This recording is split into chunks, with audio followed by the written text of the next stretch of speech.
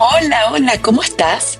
Soy Karen Kotner y te doy la bienvenida al programa 128 Espiral con la escritora argentina Leila Guerrero, que además es periodista y editora. Su voz narrativa se centra en la crónica y ha recibido numerosos premios como el Conex en dos ocasiones y el año pasado el Senda por su último libro La Llamada. Leila es una mujer que ha hecho una tremenda carrera y nos costó mucho concretar la entrevista porque su agenda es apretada, pero una vez que nos reunimos, ambas disfrutamos de la conversación. Nos reímos, porque las dos veníamos de hacer deporte y teníamos el cabello húmedo y crespo, aunque el de ella es una belleza.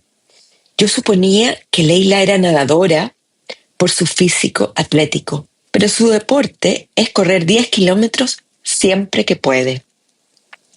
Antes de la pandemia, ella venía bastante a Chile y por un motivo u otro dejó de hacerlo. Se ubica perfecto en Santiago, en mi ciudad, y tiene muy buenos amigos en mi país. Créanme, es complejo entrevistar a alguien que tiene tanta experiencia indagando el alma humana, porque un artículo, un ensayo o un libro que está firmado por ella es garantía de calidad. De hecho, cuando yo preparo mis talleres de lectura y me encuentro con algo de Leila, sé que tendré todo lo que necesito. No le gustó que le preguntara sobre la maternidad. ¿Por qué no se lo preguntas a los hombres? Me dijo. Le respondí que sí lo hacía, pero todavía no había entrevistado a ninguno que no fuera padre. Tanto le fascina lo que hace que no distingue entre tiempo libre y tiempo de escritura. El aburrimiento la desespera y conversamos bastante sobre la relación con su padre. Ella es muy cercana a él, pero tienen caracteres muy distintos. Él es más liviano, de otro tipo de conversación. Tampoco tiene una gota de sangre argentina. Es hijo de alemanes y sirios. Su madre también siria. Su pareja tiene que soportar sus viajes y ostracismo porque ella me confesó trabajo mucho.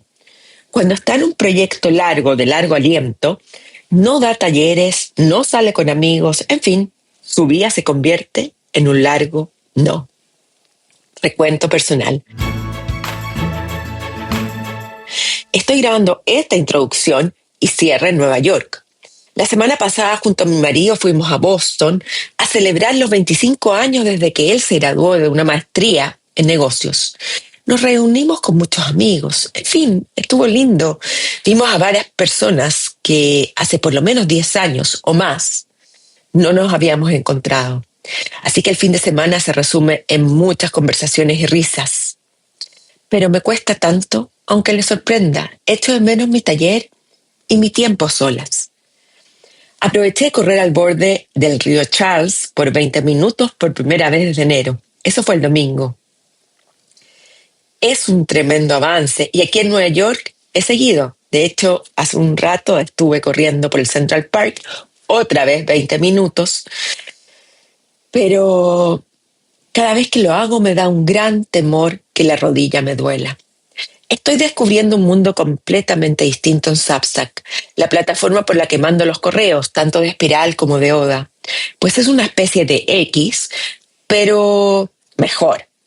Ya lo había comentado en el capítulo anterior, en el recuento personal con Leila del cuestionario Espiral, pero me sigo sorprendiendo. De verdad se interactúa con los seguidores y hay contenido muy valioso. Se está convirtiendo en mi red predilecta. Pero claro, sufro, como siempre, porque cuesta hacerse notar, tener más resonancia. Es una red social como cualquier otra. El que tiende a romantizarla pronto se dará cuenta de ello. Pero no es tóxica y hay muchísimas oportunidades. Volví a leer a Pedro Páramo y me sorprendió bastante. Si no me equivoco, la única vez que lo había leído fue en el colegio, en la escuela, por lo menos hace 30 años atrás. Es tremendo. Y tomé conciencia de cuánto ha influido en nuestra literatura esta novela del mexicano Juan Rulfo.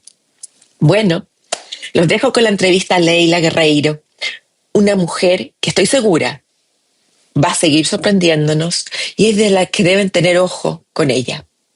Ojalá me cuentes dónde estás escuchando Espiral, si este programa se convierte más en una conversación. Ya lo sabes, siempre me encuentras en mi correo karen@karenkotner.com, en Substack o en Instagram.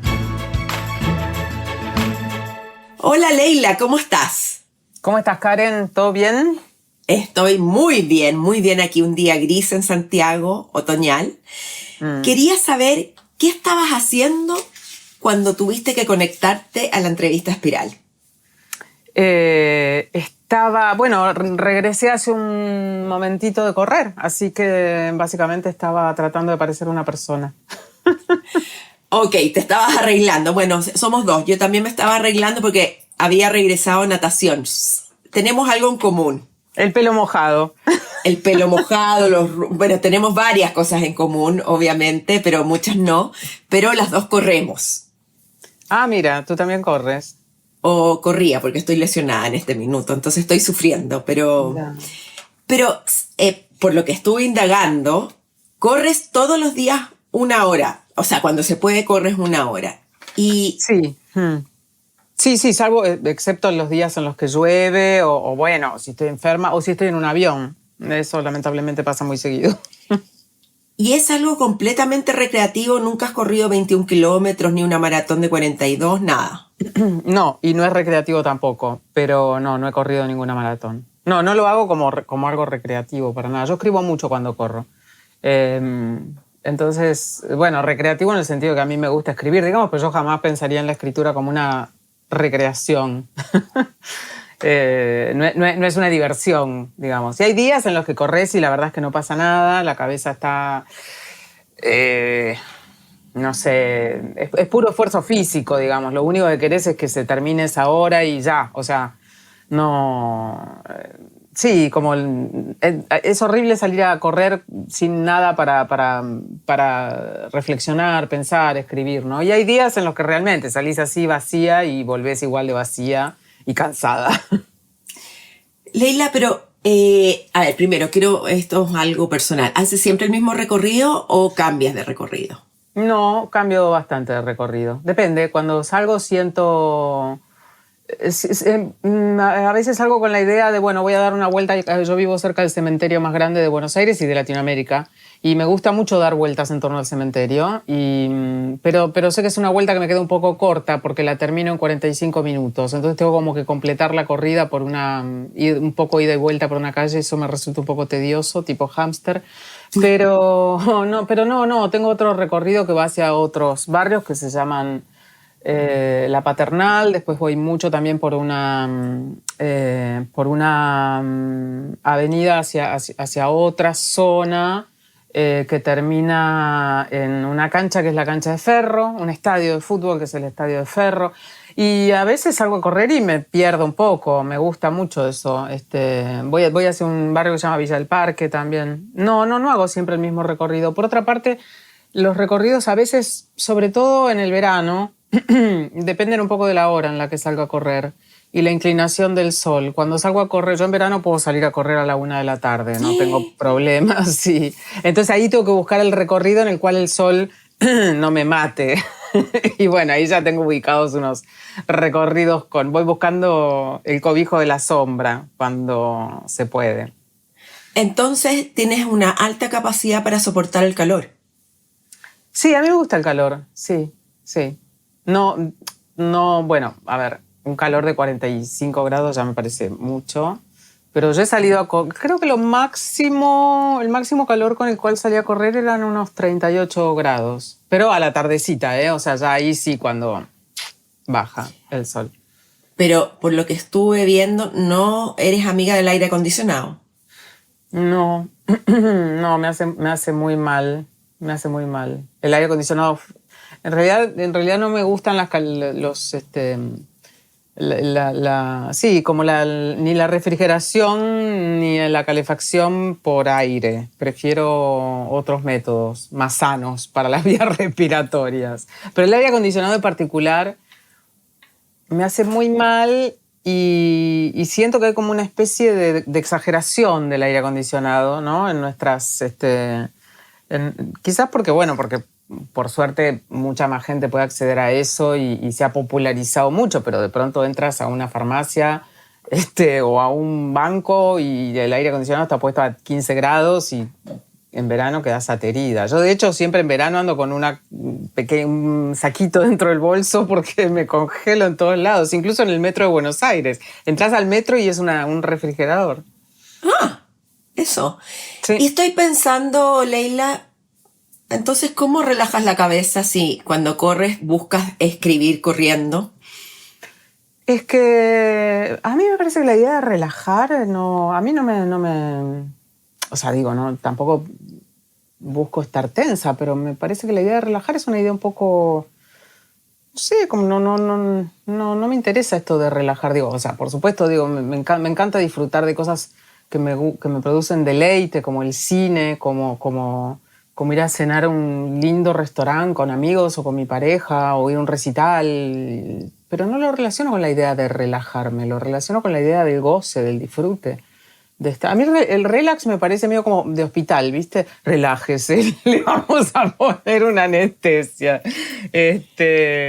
Pero no, para mí salir a correr y estar pensando en una frase, en un párrafo, en a ver cómo voy a resolver un problema con un texto que dejé en la computadora antes de salir a correr, me parece magnífica. Pero no lo relaciono con el relax, lo relaciono con el deseo, la pulsión, la pasión. O sea, digo, yo busco eso, no necesito.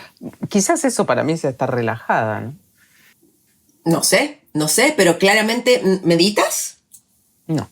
Para mí correr a lo mejor es la... Es una especie de meditación, sí. Salir, ¿viste? Salir del cuerpo de alguna manera, ¿no? Entonces sí, por ahí correr es una... Pero no, meditación nunca hice. Toda la gente que hace meditación te dice, es facilísimo, simplemente te sentás en el suelo, mirás una pared blanca y respiras. O sea... Si yo hago eso, me tengo que levantar a los 30 segundos. O sea, miro una pared blanca, respiro y pienso, tendría que estar haciendo otra cosa inmediatamente.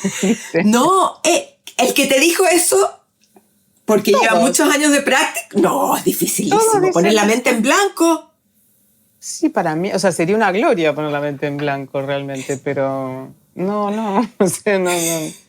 No se me ocurre cómo alguien puede hacer eso no sé, o sea, imagínate, 10 minutos mirando una pared blanca y respirando. Desesperación, es todo lo que sentiría. Quizás que es un poco aburrido también. Sí, bueno, a mí el aburrimiento me desespera.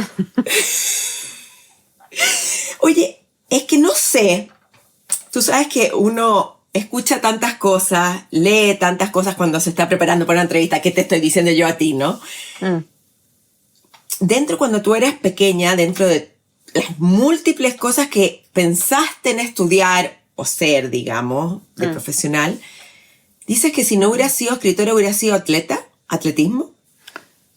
Sí, me gusta, siempre me gustó no tengo ninguna, es raro eso, porque no tengo ninguna habilidad física, quiero decir, o sea, corro porque creo que no, bueno, me gusta mucho corro desde hace muchos años, pero no sé, no sé de deportes ni hablar, o sea, no puedo jugar ni al ping-pong, bueno, digo, ni al ping-pong, con respeto por el ping-pong, pero sí, yo veo, viste, tener debe ser por el hecho de tener un trabajo que requiere de tanto, de cabeza, ¿no? Medio como o sea, ponés el cuerpo cuando escribís, pero todo pasa acá.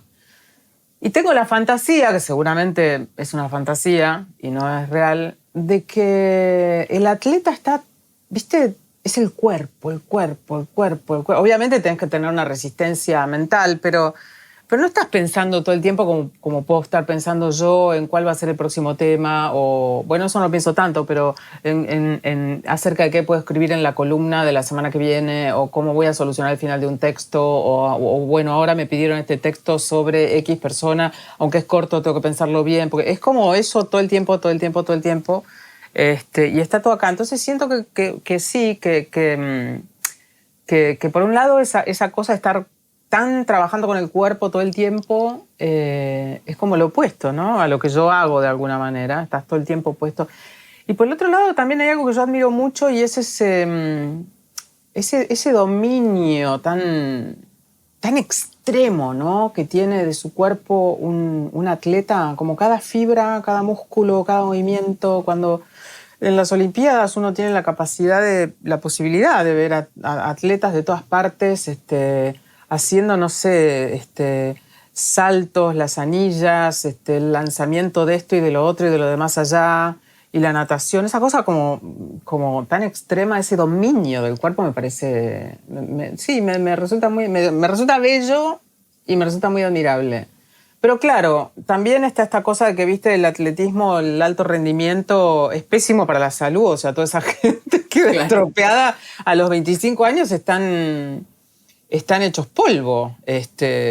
Los que escribimos duramos un poco más, por lo menos. Es de esperar.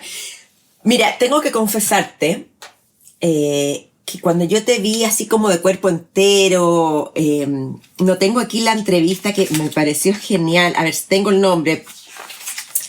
En Blender, con Gonzalo Heredia. Heredia, ¿no? Sí. Me gustó mucho la toma y te vi. Yo dije, ella es súper deportista, dije. Tiene un cuerpazo, dije.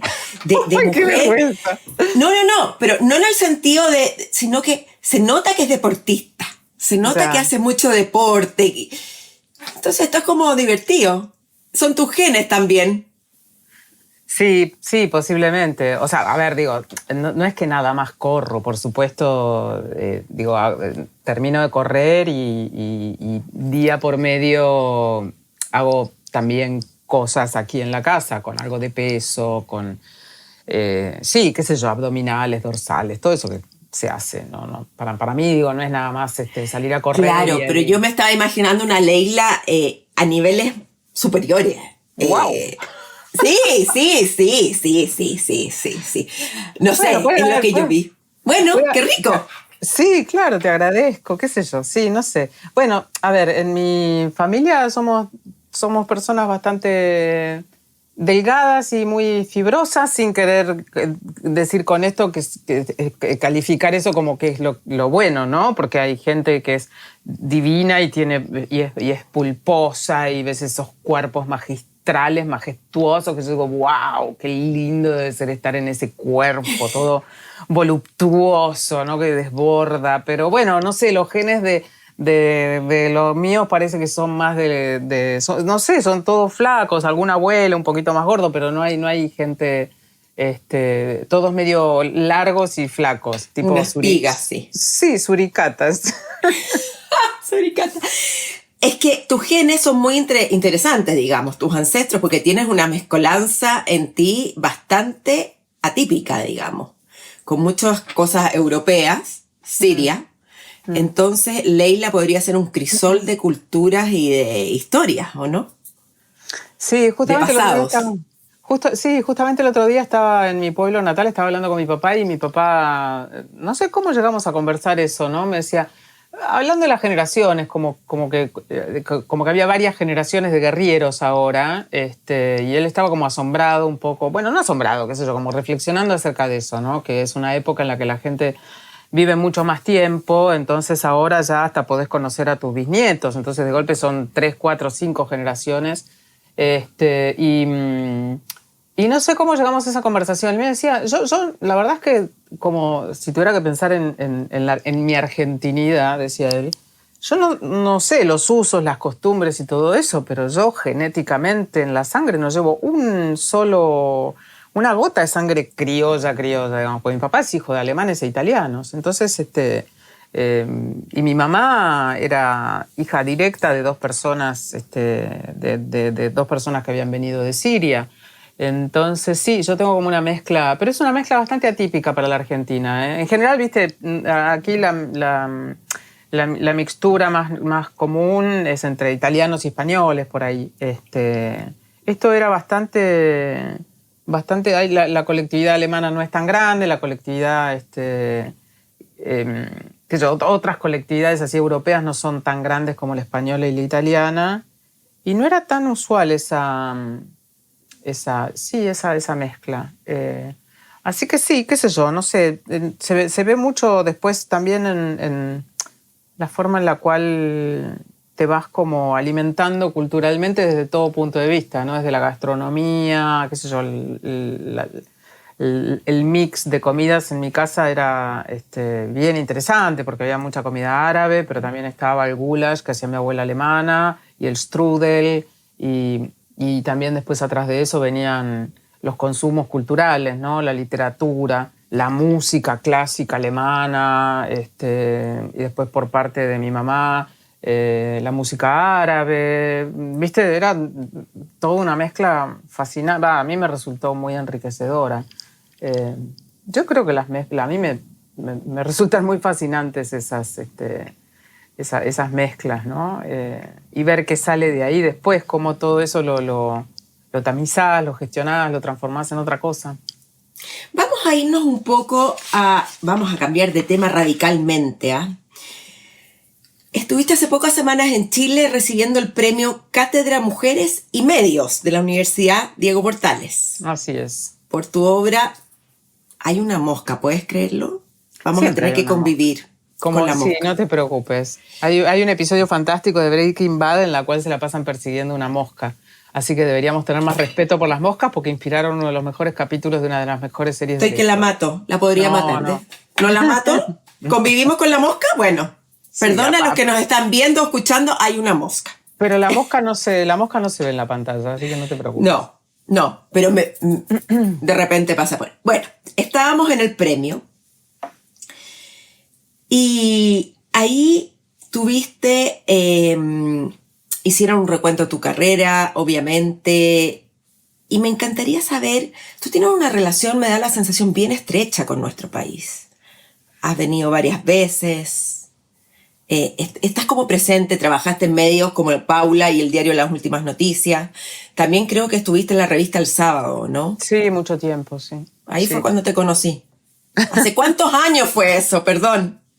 No, bueno, en la revista El Sábado la verdad es que no me acuerdo a partir de qué... Tenías una columna. Tenía una columna, claro, pero mi arribo creo que fue a partir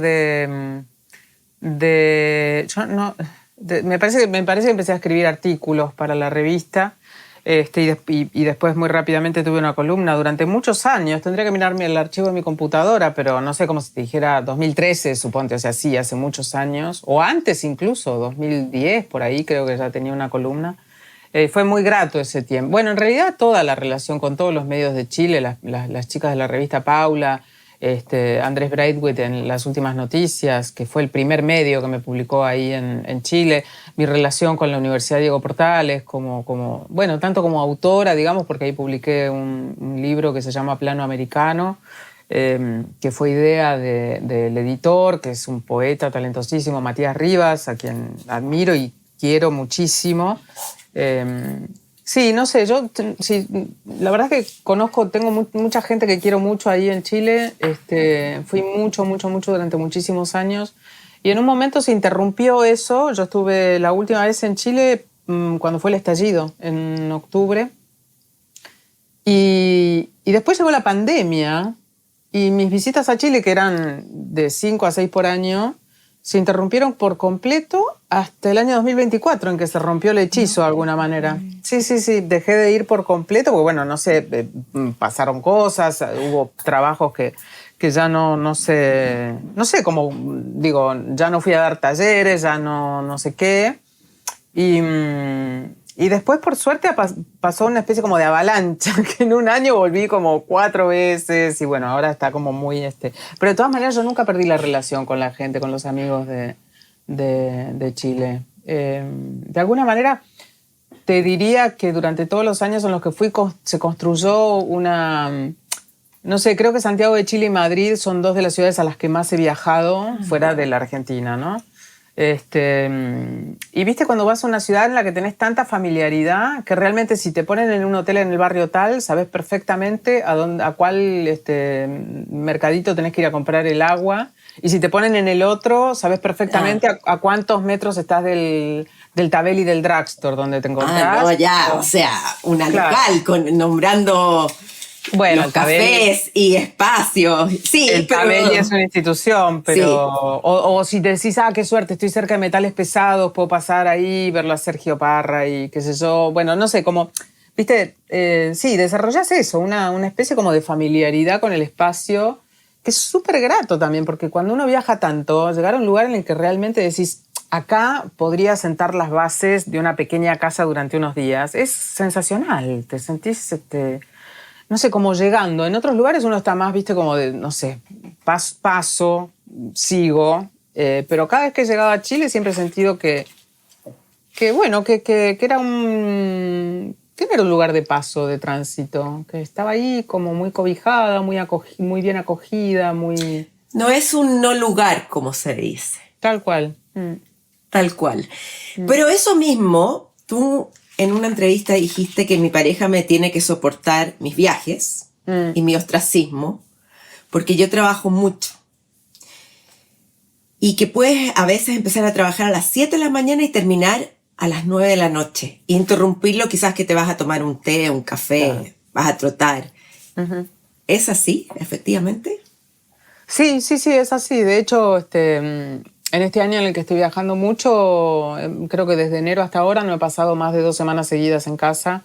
Y los momentos en los que estoy acá en casa, ahora estoy en Buenos Aires, realmente mis jornadas laborales son muy extensas porque los viajes siempre son por trabajo y por supuesto tienen una agenda muy cargada porque son viajes de trabajo, no es que uno viaja para ir al museo. Bueno, a veces podés ir al museo, pero...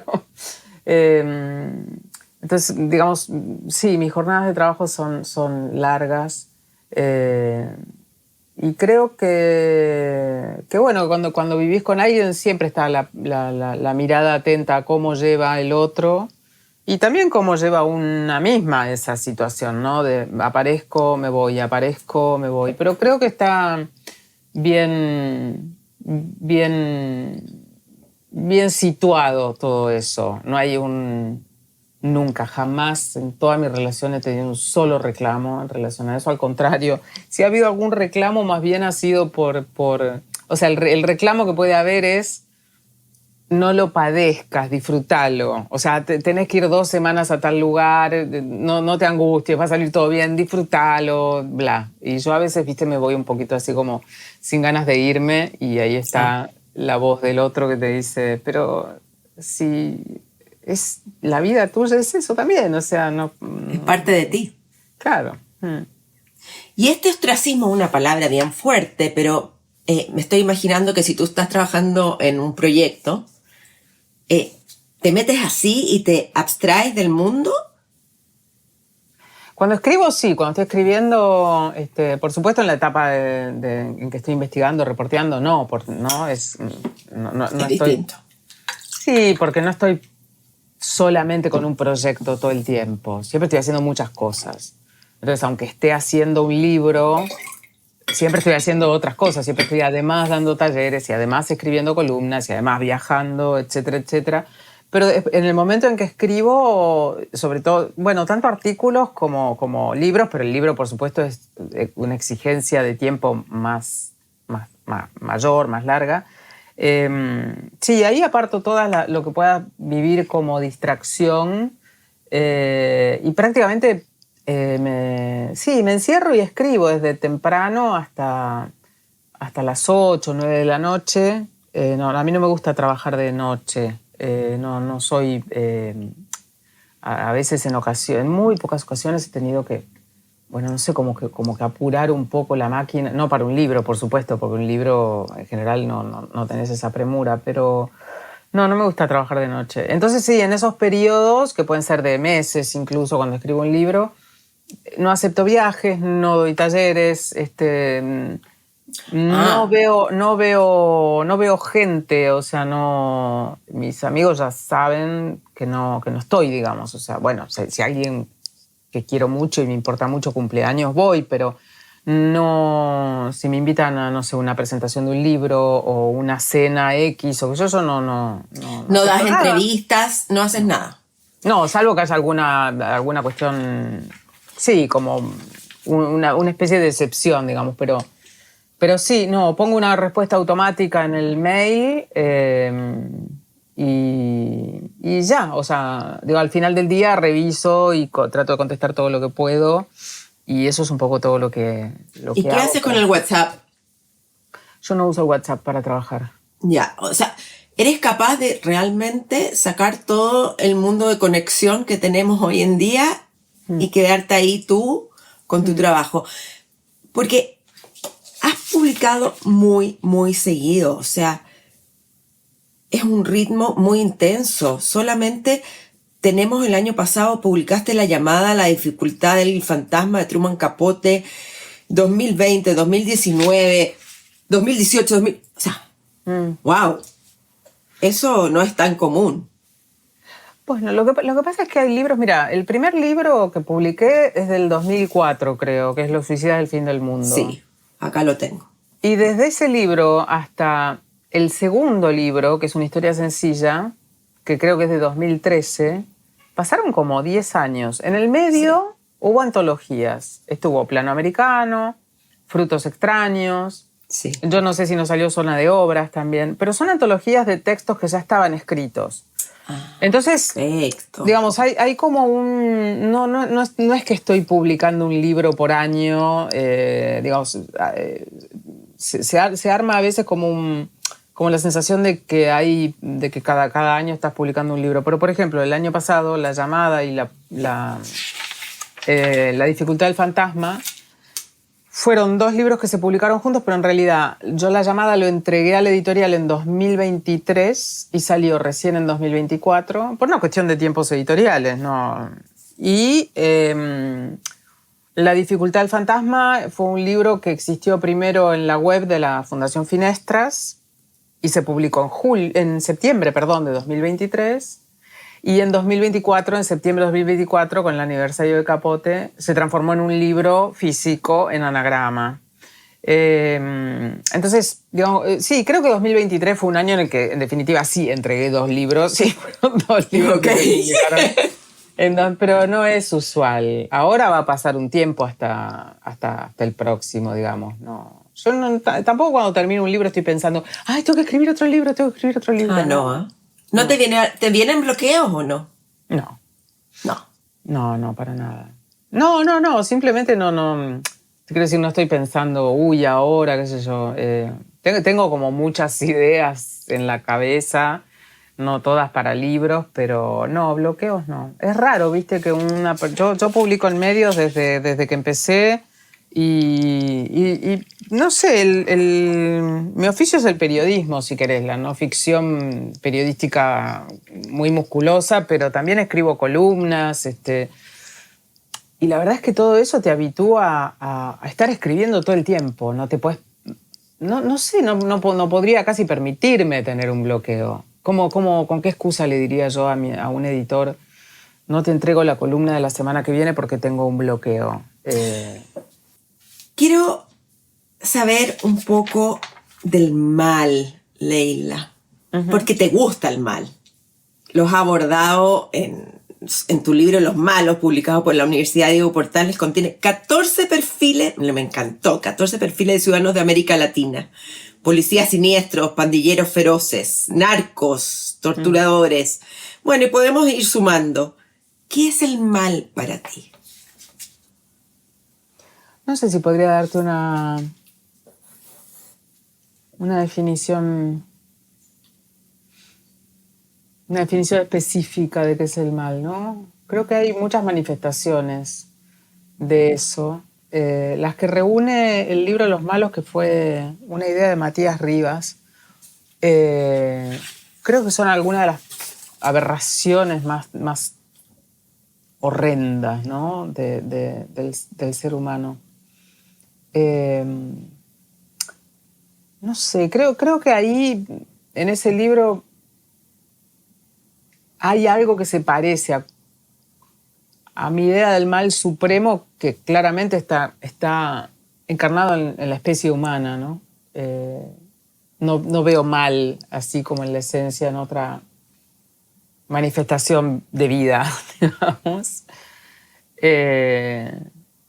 Creo que hay algo de malo en todos nosotros, digamos, pero en el mal ejercido hay una voluntad de ejercer el mal que a mí me resulta muy impresionante. O sea, que hace que una persona decida no poner freno a ese impulso, ¿no? Al impulso de hacer daño. Pero no sé si puedo dar una definición de mal. Yo siempre soy más de matices, ¿no? Entonces, bueno, como que el mal así puro, no sé, sería como aislar una partícula y decir, bueno, esto existe en estas condiciones de temperatura, de humedad, de qué sé yo, qué sé cuánto, y eso es el mal, pero no sé si podría darte una definición. Y pueden, de acuerdo a tu experiencia en lo que investigaste, ¿puede coexistir en una misma persona la bondad y el mal? O sea, ser bueno y ser malo al mismo tiempo. Bueno, no en la misma proporción. O sea, es un tema de proporciones. Y yo creo, digo, no existe la posibilidad de que una persona ejerza el mal todo el tiempo, me parece. Bueno, puede haber sí, qué sé yo, la psicopatía de alguna manera, pero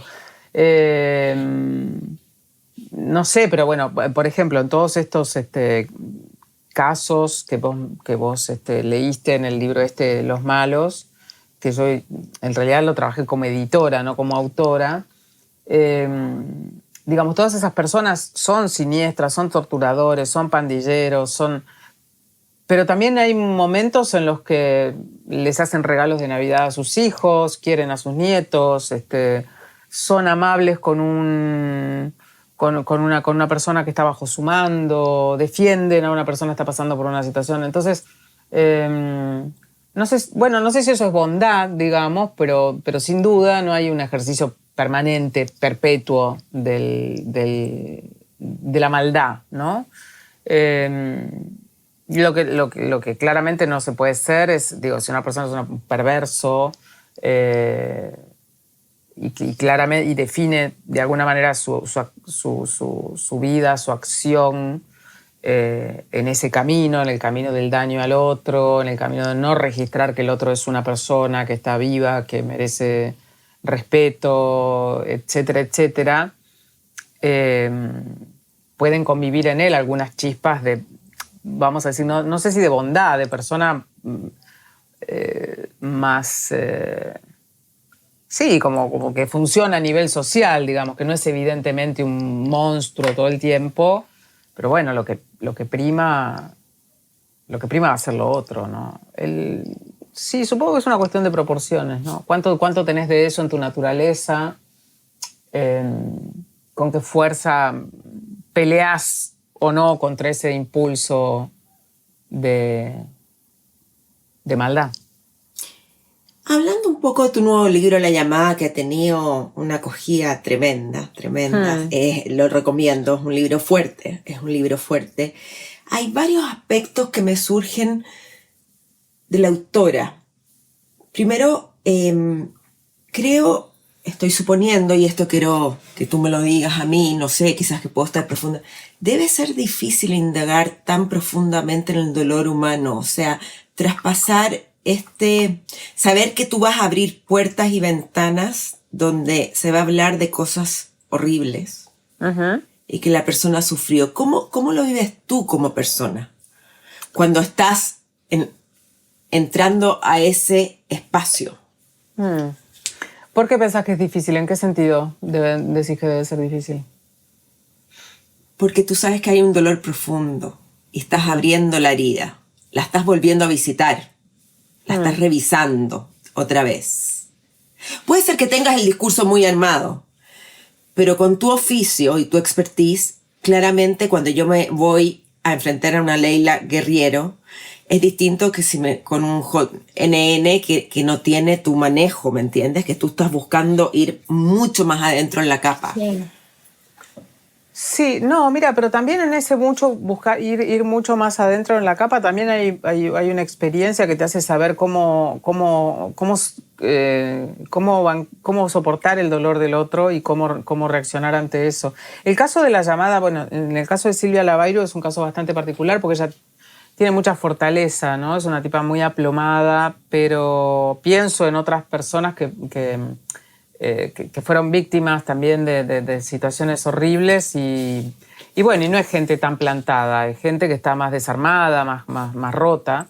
Pero mira, en todo caso yo creo que se trata de tener una escucha paciente y sin estar ejerciendo un juicio moral. Pero por otra parte también hay algo que está en la base de todo esto y es que cuando vos empezás una conversación con una persona que ha pasado por una situación así, o la que fuere, digamos, que ha sido lastimada, que ha tenido un hecho, no sé, traumático, una experiencia horrenda en algún momento de su vida, generalmente yo pongo todas las cartas sobre la mesa, o sea, no engaño, no digo, bueno, nos vamos a encontrar una vez y yo con una hora de entrevista estoy lista, no te preocupes, de temas X no vamos a hablar. No, yo digo que me quiero encontrar muchas veces, que vamos a tener conversaciones largas, que va a llevar tiempo, que voy a querer hablar también con gente del entorno, etcétera. Entonces hay como, digo, una vez que el otro comprende lo que querés hacer y te recibe en su intimidad, hay como un, qué sé yo, te diría, como un acuerdo, como una anuencia, como un permiso para preguntarme lo que quieras. Más allá de eso, yo soy como una persona paciente, no me apresuro para llegar a los momentos más crudos de la historia de una persona. Trato de hacer las preguntas con tino. La verdad es que, digamos, en términos personales, no me afectan las historias de los otros, más allá de que creo que soy una persona sumamente sensible, porque si no, no podría, digamos, tratar de transmitirle a un lector lo que estoy viendo del padecimiento del otro, ¿no? Uno siempre trata de ser como un buen reproductor, digamos, de eso. Y para que eso suceda, bueno, tenés que tener una sensibilidad fina, porque si no, la transmisión no se cumple. O sea, simplemente un relato anodino de las cosas que pasaron. Pero no sé, no siento que me afecte a mí a nivel personal. Estoy demasiado enfocada en tratar de llegar a la historia del otro. Y si, como vos decís, bueno, uno sabe que en algunos momentos va a reabrir una herida y yo creo que también como periodistas uno sabe que eso es parte del trabajo. No es que uno quiera hacerlo, pero uno sabe que va a remover estas cosas. Y creo que digamos, la contraparte de eso es que la persona a la que vos estás entrevistando, aunque esté reviviendo hechos desagradables, se da cuenta de que vos estás tratando de reconstruir su historia para contarla de la mejor manera posible. Y que la mejor, si querés, reparación que podés hacerle al daño que está, bueno, volviendo a sentir por el hecho de relatarte su historia, es escribir la historia de la mejor manera posible.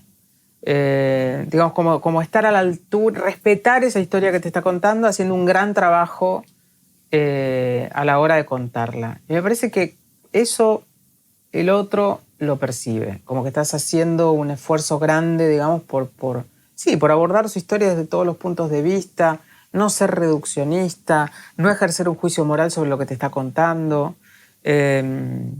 O eso creo o eso me digo a mí misma, no sé, pero para mí fue siempre así, no. ¿Han habido casos, Leila, en el cual no tienes química con tu entrevistado, con el sujeto con que estás trabajando, que te das cuenta que no, esta relación, porque tú generas un vínculo, porque son meses y meses, digamos, ¿no? Sí. ¿Te ha pasado? Sí, me debe haber pasado, no lo recuerdo ahora, me debe haber pasado, pero en los últimos años no lo recuerdo, porque, digamos, desde un tiempo para acá, si bien antes, cuando empecé a hacer periodismo en los primeros años, de pronto no sé, podía hacer un perfil con una sola entrevista con una persona, una entrevista larga, pero una sola entrevista y tampoco recorría su entorno y qué sé yo. La verdad que hace ya muchísimos años que paso mucho tiempo con la gente y me meto mucho en la vida y el entorno y todo eso. Y sostener esa situación con alguien con quien no tenés, como vos decís, química, es un poco inviable, ¿no? En los últimos años no recuerdo que me haya pasado. Por supuesto, hay gente a la que es más difícil llegar de alguna manera, ¿no? Como que son un poco más cerrados y eso, pero en general siempre son personas que me resultan... no necesariamente, digo, acá no se está jugando una cuestión de simpatía o de qué sé yo, porque cuando decís química parece que siempre fue una química positiva. Esa química, esa cosa... tiene que ver con el interés, simplemente. Y puede resultarte interesante tanto una persona muy agradable como una persona desagradable, que haya algo ahí que quieras saber, ¿no? Pero no, en los últimos años no recuerdo que me haya pasado eso, porque eso implicaría, digamos, como la caída, en la mitad del reporteo, un poco como, qué sé yo, la caída del interés. Y me parece que no recuerdo que me haya pasado eso. Leila, ¿y te genera angustia cuando tienes una cantidad enorme de material? En alguna parte escuché que podías tener 1000 y tantas horas de grabaciones, búsqueda. No, mil y tantas horas no, pero 1000 y tantas páginas de transcripción. Eso era, perdón, pero era 1000 algo. No. 1000 algo. Era algo. Sí. Bueno, pero es un número enorme. Sí, es grande. Es la guerra y la paz, digamos. No, y a eso tenés que sumarle libros y videos y causas judiciales y la mar en coches, sí. ¿Y cómo lo haces? No, digo, o sea, si yo no tengo todo eso, me siento completamente desguarnecida. Al contrario, o sea, si tengo exceso, digo, estamos bien. Ajá. Sí. Ajá. No, para mí esta idea de que es mejor que sobre a que falte, digo, es como muy de perogrullo, pero es así, tiene que sobrar. Porque si todo es importante, nada es importante. Digamos, tu tarea cuando te pones a escribir, después de tener esa enorme cantidad de material, es de alguna forma como darle sentido a todo eso, como si estuvieras armando un puzzle y a la vez la foto fija que es la referencia de ese puzzle. Paciencia y aferrarte mucho al eje de la historia, tener muy clara cuál es la historia que querés contar, ¿no? Porque sí, si no lo tenés claro, puedes irte para acá, para allá, no definirlo. En el libro este que mencionaste, por ejemplo, La llamada, que es la historia, es el perfil de una mujer que fue secuestrada durante la dictadura argentina, embarazada de 5 meses, etcétera, una ex militante de Montoneros. Yo tenía claro que lo que quería hacer era un perfil de ella que se llama Silvia Lavairu y no una historia de los años 70 en la Argentina. Podría haberme ido por ahí si no hubiera tenido clarísimo que lo que quería hacer era un perfil de ella. Entonces, a eso me refiero, con tener claro la historia que querés contar. Ahora, después, la manera de averiguar cómo la querés contar es sentarte a escribir. No hay otra manera de hacerlo. No puedes saberlo antes de sentarte a escribir. Por lo menos a mí no me sale. Ojalá fuera. Vamos a cambiar de tema, porque ya ves que me gusta ir combinando temas y ir viendo distintos aspectos. ¿Le dijiste a Gonzalo Heredia, se dice? ¿Está bien pronunciado? Heredia, sí. En Blender, que me divertí mucho. Él es genial. Él es muy genial entrevistando, sí. No, y me di cuenta que tenían una dinámica, que estaban los dos pasándolo bien. Eso era me gustó. Sí, yo me hubiera quedado hablando 1 hora más o 2. sí, fue muy lindo. Pero te salió así como de las entrañas. Ya no puedo seguir leyendo sobre la maternidad. Yo ya sabía a los 7 años que era difícil. O sea, a los 7 años ya tenías claro que la maternidad no era lo tuyo o que era difícil. Bueno, no sé si No, pero es un decir, digamos, tempranamente. Pero bueno, sí, qué sé yo veía, a ver, por ahí exageré a los 7 años, pero... Olvídate de los 7 años, pero de pequeña. 9, ponele, de pequeña. Bueno, sí, porque yo veía, qué sé yo, mi mamá se reunía con sus amigas y siempre escuchás, viste, las conversaciones, vos estás ahí, qué sé yo, no sé, jugando a X cosa y tu mamá habla con su amiga y yo escuchaba medio como sí, porque la tengo que llevar a la nena allá y después al otro lado y no sabés y qué sé yo. Y no, pero no nos podemos ir de vacaciones porque ahora, este año, tal tiene que, el examen de fin de curso es en enero y entonces... Y, viste, y no sabés, ahora está con un problema en el colegio que me llamó la psicopedagoga... no, me gustaría ir el fin de semana a tal lugar, pero no puedo porque tengo el acto de qué sé yo. El hijo era siempre como no fue mi caso, o sea, digo, yo tuve una niñez no todo el tiempo maravillosa, pero una niñez muy, muy, muy linda y con unos padres muy estimuladores, digamos, y nunca me hicieron sentir en absoluto que yo era un problema. Pero bueno, también veía en eso, me parece, una postergación de la vida de ellos mismos, ¿no? Como, bueno, qué sé yo, las vacaciones había que adaptarlas a lugares a los que pudiéramos ir cuando éramos chicos. O sea, hay padres que sí lo hacen, pero te quiero decir, o sea, cargar a un niño en una mochila y llevártelo a Irian Jaya o a Indonesia no es tan sencillo. Y si querés hacer un trayecto, qué sé yo, te querés ir al África con un chiquito de 2 años, se complica. Entonces, bueno, yo creo que muy rápidamente percibía, ¿no?, toda esa queja. Y lo que veía mucho también era que con fuerza en aquellos años, eso sí me acuerdo de haberlo visto. Bueno, yo leía Mafalda de muy chica, estaban todos los libros de Mafalda en casa, y yo creo que eso me dio como una cuestión así muy de entender rápidamente, viste, como el tipo de vida o de persona que yo no quería ser en una familia, digamos. Y veía que toda la cosa de la crianza y todo eso recaía muy fuertemente sobre las mujeres. Eso me parecía espeluznante. Siempre, O sea, digo, seguramente a los 7 años no me parecía, pero no sé, mi papá nunca me llevó a la peluquería cuando era chiquita, que me cortaban el pelo, ni me llevó a comprar zapatos, ni me llevó a comprar, y a mi hermano, que era un varón, tampoco. O sea, digo, todo eso recaía sobre mi madre. Mi madre es feliz, O sea, digo, no... Si hubiera podido tener 10 hijos más, creo que hubiera querido tener 10 hijos más. Pero eso me daba como a las reuniones del colegio, a los actos, a todo eso. Mi papá era un tipo súper presente, pero estaba presente en la parte divertida de la vida. Nos llevaba a pescar, nos llevaba de excursión, no sé, como nos leía. Era la parte lúdica. Y yo decía, bueno, yo quiero eso, no quiero estar cuidando un crío. ¿Nunca quisiste ser mamá? No, pero ¿por qué esa pregunta no se la hacen a un varón? O sea, a mí ¡Se la hago! Bueno. Obvio que se la hago. Está bien. Lo que pasa es que es un fenómeno más común hoy en día. Las mujeres que no son madres, no me ha tocado entrevistar todavía hombres que no son padres. Ya. ¡No! Bueno, te guardás la pregunta para cuando te toque. Exacto. y que no sea un varón que tenga 20 años, digamos. No, exacto. Quizás que voy a buscar uno, pero así... para poder hacerle la pregunta. No, la pregunta te la hago porque es una decisión fuerte. Hoy es muy común, pero nosotras dos que somos más, ya tenemos sobre 50, digamos, no era tan común en ese minuto. Pero es que para mí nunca fue una decisión, no, es una cuestión de deseo, digamos. No me parece que en mi caso, por lo menos, ¿no? O sea, sí conozco mujeres que están, que debe ser muy infernales o tener que tomarlo como una decisión, ¿no? Pero en mi caso nunca fue una decisión, ¿no? Pero a ti fue obvio. Sí.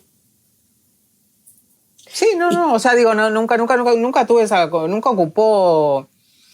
nunca ocupó espacio en mi conversación, ni en mi casa, ni con mi madre, ni con mis amigas, ni con nada. O sea, no sé, jamás, no sé, simplemente es así. ¿Y por qué estudiaste turismo? Estudié turismo porque cuando terminé el colegio secundario era obvio que yo era alguien que quería escribir, pero no tenía la menor idea de cómo se ganaba la vida un escritor. Económicamente me refiero, ¿no? Específicamente. Digo, de algo había que vivir. No iba a ser una mantenida por mi papá y mi mamá. Bueno, mi papá, porque como dijimos antes, mi mamá no... Sí. Era la parte fuerte de la casa, pero no en el sentido de proveer económicamente, ¿no? Entonces, y era una pregunta que a mí me laceraba mucho, porque de qué voy a vivir también implicaba qué vida voy a tener, ¿no? Dependiendo de, qué sé yo. Sí, no sé, yo estaba habituado a una vida, qué sé yo, de ir al cine, de viajar, de poder comprarme libros, sobre todo eso, ¿no? Como una vida rica. Y no sé, me espeluznaba la idea de pensar que no iba a poder comprarme nunca más un libro, que no sé qué. No sabía de qué vivía un escritor. No es tan fácil vivir de un escritor. No, y viste, y se habla poco de eso. Yo me imagino, encima cuando tenés 17 años... que te pidan que decidas qué vas a hacer el resto de tu vida es bastante cruel, ¿no? Como, Bueno, y en mi casa no había la menor presión en ese sentido. O sea, mi papá me decía, de hecho, que a mi mamá se le ponían los pelos de punta. Tómate un año sabático, 2, haz cosas que te gusten, viajá por el mundo.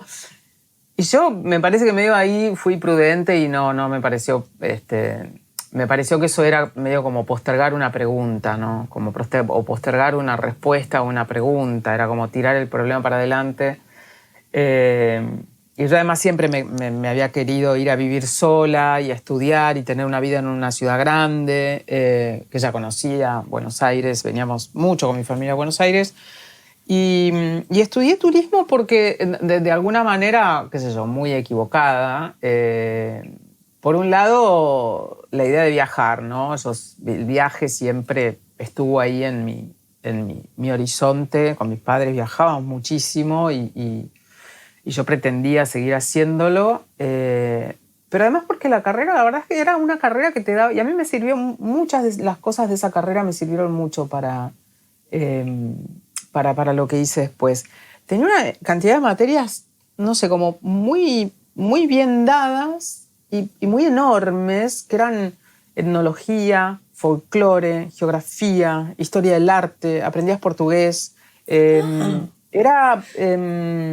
No sé, también aprendías relaciones públicas y protocolo, y eso también me fue útil. La verdad es que te iba a preguntar eso, ¿qué se estudia en turismo? No lo logro mencionar. También, por supuesto, y en aquella época, en los 90, te enseñaban a emitir tickets aéreos, por ejemplo, cosa en la que yo no pude nunca hacer, o sea, nada. Me decían, emita un ticket Buenos Aires, no sé, Dakar.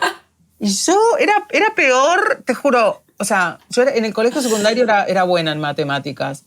Hubiera preferido que me dieran una ecuación dificilísima con 7x y qué sé yo. No era capaz de nada. Entonces, bueno, ahí les decía a mis compañeras que por lo bajo, por favor, ayúdenme con esto porque yo no.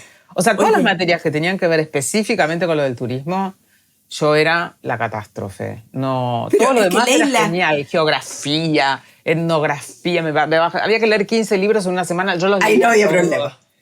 No. Pero todo el turismo a mí pero piensa... Emitir un boleto. ¿Cómo le explicas a alguien de 15, 20 años, de 30 años, emitir un boleto? Yo me acuerdo que yo también jugaba a la agencia de viaje y emitíamos esto, o sea, cortábamos el papel, hacíamos los tickets. Y la otra vez, buscando en las cajas de recuerdo, así como tú encontraste tu libretita, me acuerdo que contaste, encontré uno que hice y dije, ¡wow! ¡Qué loco! ¡Qué distinto! ¡Qué romántico! Como viajábamos, tan distinto, ¿no? Sí, bueno, también era un plomo, porque te acordás que te daban unos... no sé, te ibas a Europa y no sé, tenías un ticket aéreo a Madrid, después otro que era a París, después otro a Italia, después otro no sé qué, de vuelta a España y volvías.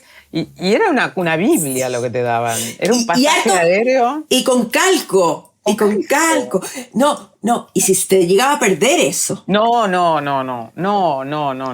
Ahora entras a la web, viste, descargar, listo, código de reserva, no sé qué.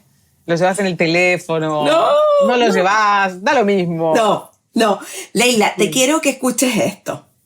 Al leer el poema de Scanlar me di cuenta de dónde provenía mi malestar. La foto de mi padre había dejado a la intemperie un deseo imposible, el de sentarme a su lado en ese banco de plaza y mostrarle el camino hacia su propio corazón inexpugnable, solo que ni yo ni él sabemos cuál es ese camino.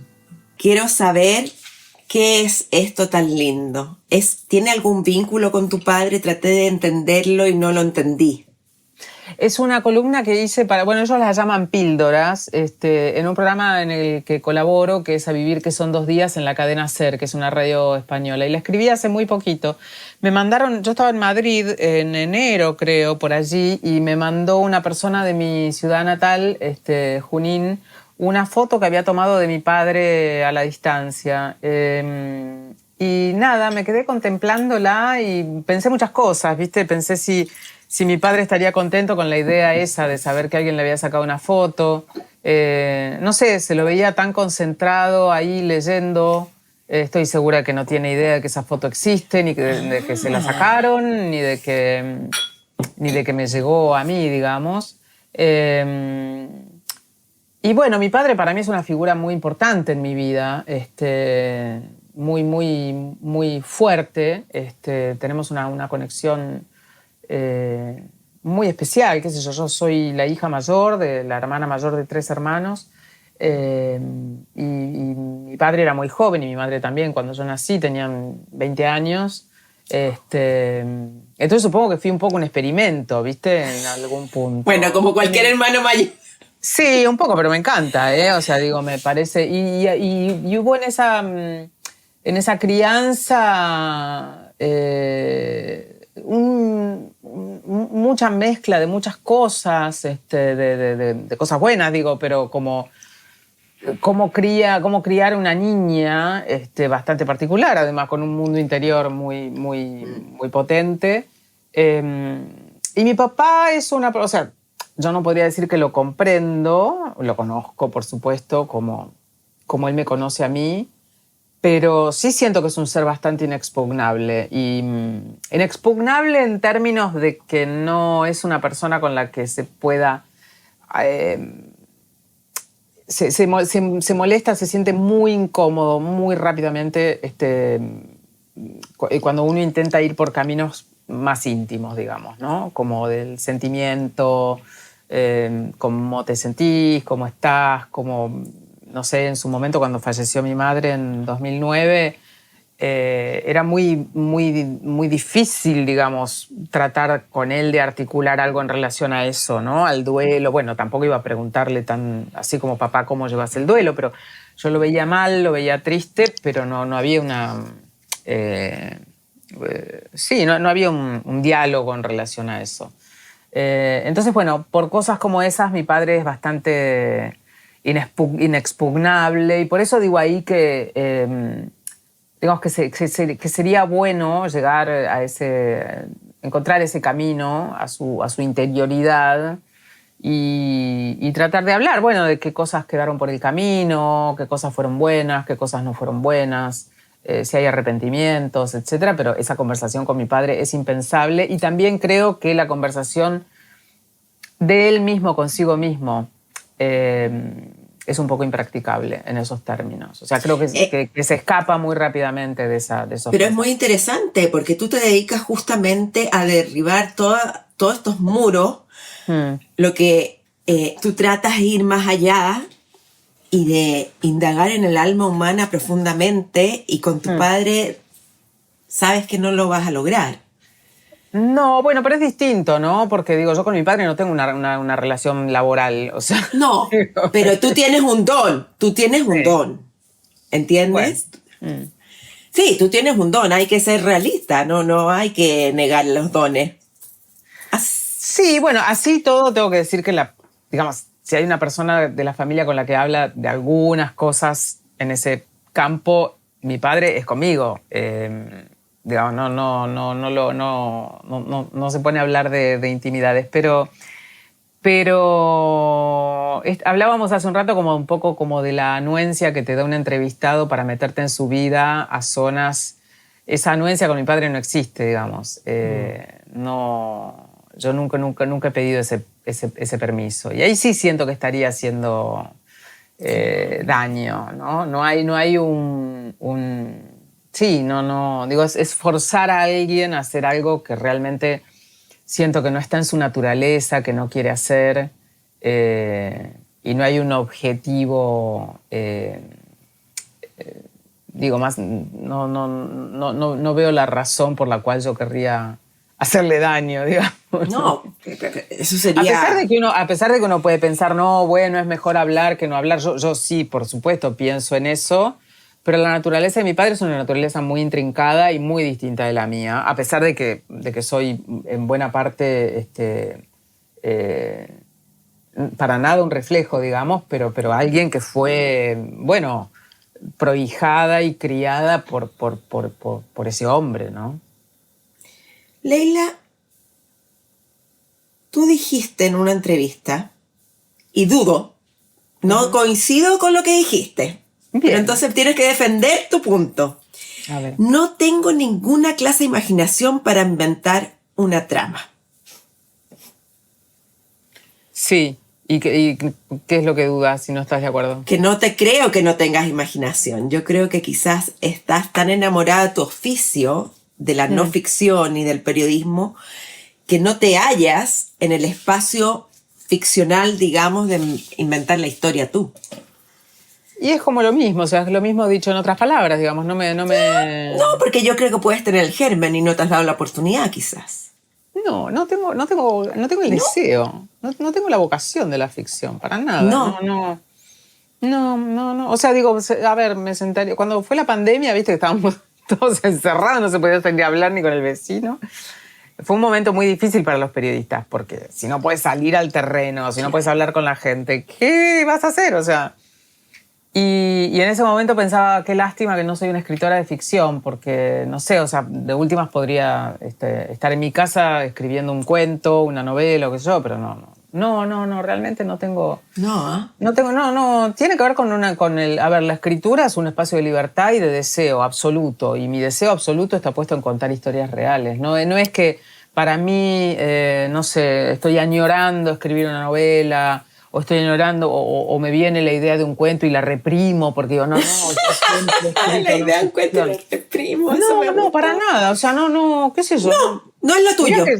Llevo décadas trabajando y no se me ocurrió una idea, pero digo, no es que me puse a pensar tampoco, pero sería esperable que en 20 y pico de años de hacer periodismo, a ver, digo, siempre es muy difícil seguir el camino del deseo, pero yo creo que tengo muy claro cuál es mi deseo y he tratado de seguirlo siempre. Es difícil darse cuenta de lo que uno quiere y más difícil todavía es seguir el camino de ese deseo. En esa vida que se organiza en torno a la escritura con tanta potencia, si hubiera habido un deseo fuerte de hacer ficción, yo no veo ningún motivo por el cual yo no me hubiera entregado con potencia a eso, digamos. Si escribo, ¿por qué no voy a escribir? O sea, si se me ocurrieran otras cosas para escribir, sería tan fácil como decir a la mañana escribo una cosa, a la tarde escribo otra, o en enero escribo una cosa y en junio escribo otra. No, pero no, de verdad, o sea, no. A ver, se resume a la frase tan sencilla como no me da la gana. O sea, real. Está perfecto, te creo. Te creo. Sí. La imaginación que tengo está puesta en los recursos narrativos para escribir una ficción. Perdón, ¿si me analizo? Sí, me analizo hace muchos años. Como buena argentina. Sí, el psicoanálisis acá es es algo mucho más habitual que en otros. Es muy habitual, que en otros casi. Países, sí. De los escritores argentinos que les he hecho esta pregunta, creo que nadie me ha dicho no. Mira. Porque acá en Chile no es tan común. Yo sé, sí. No, y en España menos todavía. En España menos, ¿ah? Menos, mucho menos, sí. ¿Y a qué crees tú que se debe, La verdad no tengo... Realmente, o sea, es una pregunta para... A mí también me da curiosidad, ¿eh? Porque digo, a ver, ni siquiera... O sea, creo que ni siquiera en Francia está, que es el lugar, digamos, por antonomasia, que uno podría pensar que todo el mundo se psicoanaliza, está tan extendido como acá. No sé, no tengo la menor idea, pero no, tampoco sé si me he hecho la pregunta con demasiada potencia, digamos, pero sí, acá la gente se psicoanaliza. Bueno, a ver, digo, yo sé si yo me analizo con un analista, con un psicoanalista. Hay gente que hace otras cosas, qué sé yo, como psicólogos, conductistas y todo. Leila, lo raro sería que me dijeras no, es común, es tan común que sería la excepción. Es impresionante. Lo encuentro fascinante. Sí. Y antes de... Ok. Bueno, no te voy a decir ninguna novedad que Mario Vargas Llosa falleció hace poco, y él dijo de ti: el periodismo que practica Leila Guerriero es el de los mejores redactores del New Yorker. Implica trabajo riguroso, investigación exhaustiva y un estilo de precisión matemática. ¿Qué sientes tú con escuchar esto que dijo Vargas Llosa? Mira, a mí me impactó muchísimo. Nunca me voy a olvidar de cómo... Eso lo escribió en una columna muy larga en El País de España. Viste que él tenía una columna que se llamaba Piedra de Toque. Yo no lo conocía, pero para nada. O sea, ¿no lo conocías? No. No se hicieron nunca. A ver, lo conocía como no lo conocía como lectora. Digo, había leído... No. No, pero nada, pero ni conocía a nadie de su entorno. No, para mí era, qué sé yo, un escritor... Te diría, de todos los escritores del boom, digamos... de alguna manera era el que me resultaba como, incluso como imponía mucho, ¿viste? Me parecía un tipo como no sé, como un intelectual muy distante, muy... No sé, esa era mi imagen, digamos, ¿no? Como alguien que no... Pero no conocía absolutamente a nadie. Y un día estaba en mi casa y me llama un editor del diario La Nación, donde yo había trabajado como 13 años, que se llama Jorge Fernández Díaz. Un tipo que siempre ha sido súper amable y amoroso conmigo y muy generoso. Y me dice, el diario La Nación de Argentina sindica artículos del diario El País de España, donde Vargas Llosa publicaba. O sea, republica, digamos. Uh-huh. Y una de las cosas que republicaba La Nación era sistemáticamente la columna de Mario Vargas Llosa. Se publicaba primero en El País y después se publicaba en La Nación. Jorge Fernández Díaz estaba a cargo de la sección de opinión del diario La Nación en ese momento. Yo creo que era un viernes y las cosas de opinión salían los sábados y los domingos. Yo estaba en mi casa acá trabajando, suena mi teléfono y era Jorge y me dice: Leila, te felicito por lo que acaba de escribir Mario Vargas Llosa en El País. No sé. Le digo, ¿qué? Y me dice, no tenés por cómo saberlo porque la nota todavía no se publicó. Me dice, pero si tenés un momento, te voy a leer la columna que va a salir el día domingo, o el sábado del domingo, en el diario El País y en La Nación. Y me leyó toda, era una página entera, como siempre, la columna de Mario, hablando de plano americano. Me quedé completamente, no sé, perpleja. Y había sido algo tan, ¿cómo explicarte? Una serie de sincronías tan extrañas, me enteré yo después. Ese párrafo que vos recogiste estaba en esa columna que escribió Mario Vargas Llosa, que solo hablaba del libro de plano americano, que era el libro que había publicado yo en la UDP, y de mi trabajo como periodista. Una cosa, pero no sé, bueno, imagínate, cuando se publicó ese día no paré de recibir mails, llamados, fue muy impresionante, yo me quedé muy impactada y en un punto me parecía muy irreal. Como que no lograba entender un poco lo que estaba pasando, ni qué había pasado, ni cómo había llegado ese libro, porque era la edición de Chile, digamos, de la UDP. Entonces, ni siquiera era un libro que se había publicado en España, él vivía en España, y después me enteré la serie de casualidades que habían hecho que el libro le llegara. Alguien de la universidad le mandó el libro a su domicilio.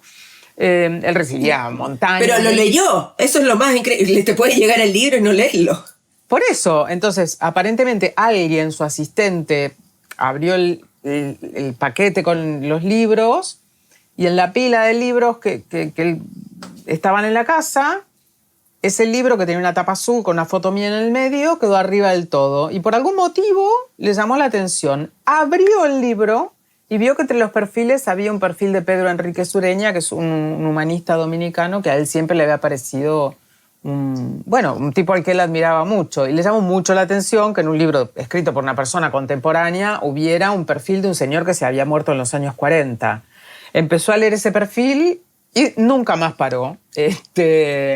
Y bueno, nada, viste, lo mismo podría no haber llegado a ese libro, podría no... Pero bueno, él después siempre fue sumamente generoso conmigo.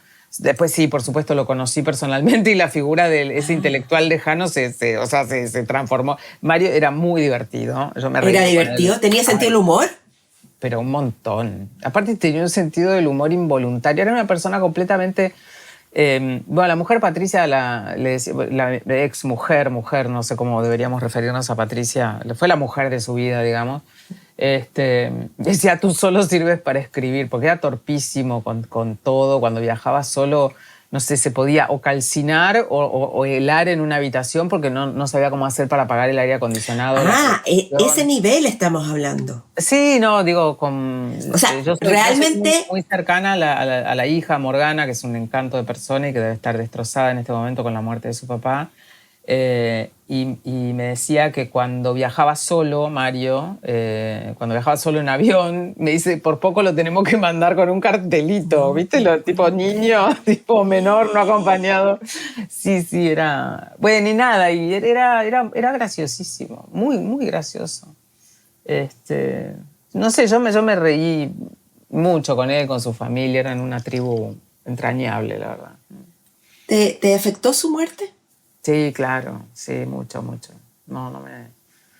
Había estado cenando acá en Buenos Aires con Morgana pocos días antes y sí, y bueno, nada, qué sé yo, estaba bastante al tanto de la situación que estaban pasando, pero sí, me dio muchísima pena, la verdad. Sí, sí, qué sé yo, una persona que además de admirar su escritura, yo lo apreciaba mucho, era un tipo conmigo, era sumamente cálido y siempre, no sé, generoso. Y después, bueno, yo me hice como mucho más cercana a la familia, vamos, a él no lo veía tanto, pero la familia, realmente ese grupo de la hija con otras amigas que fueron ex asistentes de Mario y todo eso fueron, para mí son como una tribu adorable que las voy encontrando en Madrid, en Perú. Pero qué lindo, qué Sí, lindo. sí.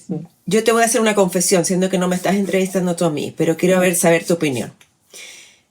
Yo he tratado de leer La ciudad de los perros 2 o 3 veces. Ajá. Solo lo único que he podido leer de él de ficción es La tía Julia y el escribidor. Ajá. Traté Conversaciones en la catedral. En cambio, su no ficción me la devoro. Mira. Y digo, no es el minuto, Karen, para leerlo, pero pasan los años y trato de leerlo y no puedo. Pero yo creo que no hay que insistir en esos casos, ¿viste? Directamente, no sé, hay autores que te resuenan más o menos. También eso no quiere decir que Vargas Llosa sea un mal autor, simplemente que no resonás con esa prosa, ¿viste? Yo, qué sé yo, a mí me pasa mucho con autores o con músicos que digo, bueno, si lo escucho, puedo reconocer que es una calidad impresionante, leo 40 páginas de un libro, me doy cuenta que hay una cabeza ahí, pero yo no conecto. Y me parece que en ese caso, bueno, lo que uno tiene que hacer es no insistir, digamos, ¿no? Y a veces te pasa, a mí me ha pasado, por ejemplo, con Kurt Vonnegut, que es un autor que a mí se me caía de las manos, pero durante años, y de golpe hace 2 años que no paro de leer al Kurt Vonnegut, que por suerte tiene una obra... Pero, viste, a veces pasa eso, que hay, no sé, un momento determinado, y otras veces ese momento... No sé, no llega nunca. Si no, nos tendrían que gustar todos los autores y todos los músicos y eso es imposible, no hay manera.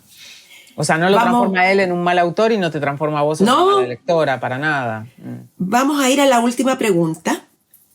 En la última entrevista que hice a Espiral estuvo la escritora Camila Fabri.